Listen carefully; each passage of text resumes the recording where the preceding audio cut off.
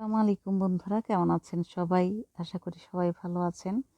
আজকে সন্ধ্যার সময় ইচ্ছে করলো পাউরুটি দিয়ে একটু ডিম দিয়ে মানে ওইটাকে বলে কি, ডিম পাউরুটি করার জন্য অ্যাকচুয়ালি করছিলাম। এটা চিনি দিয়ে করছি, অন্য সময় পেঁয়াজ কাঁচামরিচ দিয়ে করি একটু ঝাল ঝাল খাওয়ার জন্য।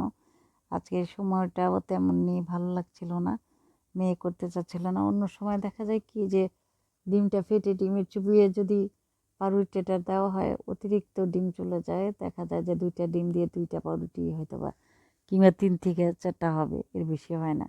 তা আমি চিন্তা করলাম যে ওইভাবে না দিয়ে আমি একটা একটা পাউরুটির মধ্যে ডিম লাগিয়ে তারপর ওটাকে ভাজি। তা আমি তাই করেছি, চামচ দিয়ে দিয়ে প্রত্যেকটা পাউরুটির উপর পেছনে মানে 2 পাশে আমি ডিমগুলোকে দিয়েছি লাগিয়ে। তারপর সব পাউরুটিগুলোকে এইভাবে মেখে এটাকে তেলে ভেজেছি। দেখলাম যে না, ডিমটা কম লাগে। আমরা এমনি নর্মালি ডিম 3-4টা ফেটে পরে 2টা দেখা যায় 4টা-5টা পাউরুটির বেশি ভাজতে পারি না। তো এইভাবে করাতে ডিমটা কম লাগে। আর এটা চিনি দিয়ে করেছি। তো অনেক সময় ঝাল না খেলেও মিষ্টিটাও খেতে ইচ্ছে করে। তো এটাকে এই যে দেখেন তেলে ভাজার পর কত সুন্দর দেখাচ্ছে। এভাবে তেলে ভেজে এটাকে মানে খাওয়ার জন্য তৈরি করেছি। এটা হচ্ছে আমাদের সন্ধ্যার নাস্তা।